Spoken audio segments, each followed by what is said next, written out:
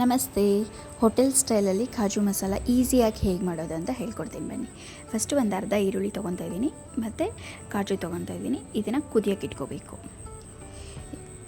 ಆಮೇಲೆ ನೆಕ್ಸ್ಟ್ ಒಂದು ಪ್ಯಾನ್ಗೆ ಸ್ವಲ್ಪ ತುಪ್ಪ ಹಾಕ್ಕೊಂಡು ಆ ಗೋಡಂಬಿನ ಹುರ್ಕೊಂಡು ಸೈಡ್ಗೆ ಇಟ್ಕೋಬೇಕು.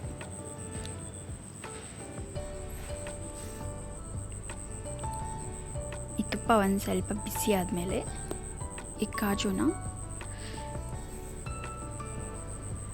ಸ್ವಲ್ಪ ಕೆಂಪಗಾಗೋವರೆಗೂ ಹುರ್ಕೊಂಡು ಸೈಡ್ಗೆ ಇಟ್ಕೋಬೇಕು.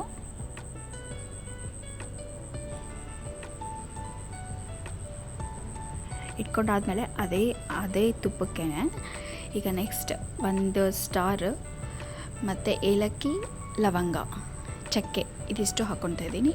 ಒಂದು ಅರ್ಧ ಸ್ಪೂನಷ್ಟು ಜೀರಿಗೆ ಹಾಕ್ಕೊತಾ ಇದ್ದೀನಿ. ಆಮೇಲೆ ಸಣ್ಣದಾಗಿ ಕಟ್ ಮಾಡಿರೋ ಈರುಳ್ಳಿ ಹಾಕ್ಕೊತಾ ಇದ್ದೀನಿ.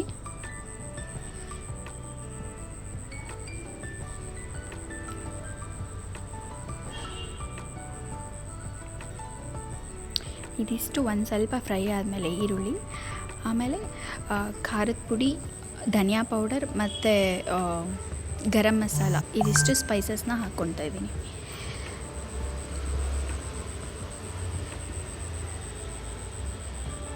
ಆಮೇಲೆ ಟೊಮೆಟೊ ಪ್ಯೂರಿನ ಹಾಕ್ಕೊತಾ ಇದ್ದೀನಿ. ಹಾಕ್ಕೊಂಡು ಅದು ಟೊಮೆಟೊದು ಹಸಿ ವಾಸನೆ ಹೋಗೋವರೆಗೂ ಒಂದು ಸ್ವಲ್ಪ ಫ್ರೈ ಮಾಡ್ಕೋಬೇಕು.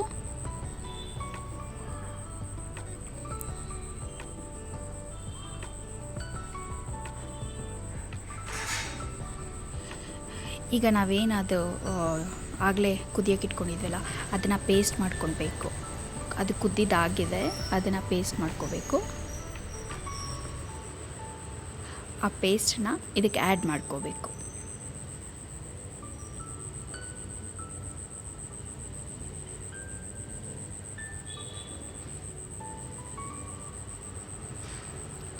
ಇದಾದಮೇಲೆ ಮಲಾಯಿನ ಹಾಕ್ಕೊತಾ ಇದ್ದೀನಿ, ಹಾಲಿನ ಕೆನೆನ ಹಾಕ್ಕೊತಾ ಇದ್ದೀನಿ. ಇದಕ್ಕೆ 1 ಕಪ್ಪಷ್ಟು ಹಾಲು ಕಸಿದಾಗ ಕೆನೆ ಬಂದಿರುತ್ತಲ್ಲ ಅದನ್ನು ತೆಗೆದು ಫ್ರಿಜ್ಜಲ್ಲಿ ಇಟ್ಟಿರ್ತೀನಿ. ಅದನ್ನು ಈ ಥರ ಕರೀಸ್ ಎಲ್ಲ ಮಾಡಿದಾಗ ಯೂಸ್ ಮಾಡ್ಕೊತೀನಿ.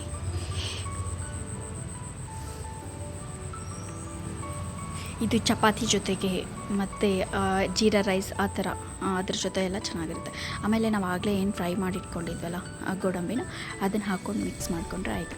ಈಸಿಯಾಗಿ ಮನೆಯಲ್ಲೇ ಗೆಸ್ಟ್ ಬಂದಾಗ ಆರಾಮಾಗಿ ಮಾಡ್ಕೋಬೋದು. ಇದನ್ನು ತುಂಬ ಫಾಸ್ಟಾಗಿ ಆಗುತ್ತೆ. ಆಮೇಲೆ ಲಾಸ್ಟಲ್ಲಿ ಕಸೂರಿ ಮೇಥಿ ಹಾಕ್ಕೊತಾ ಇದ್ದೀನಿ.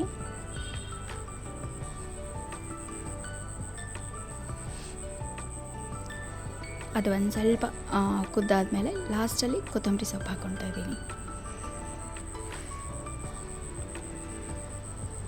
ಸೊ ಈಗ ರೆಡಿ ಆಯಿತು. ಇವಾಗ ನಾನು ಚಪಾತಿ ಜೊತೆ ಸರ್ವ್ ಮಾಡ್ತಾಯಿದ್ದೀನಿ. ಟೇಸ್ಟ್ ಮಾತ್ರ ತುಂಬ ಚೆನ್ನಾಗಿ ಬಂದಿತ್ತು.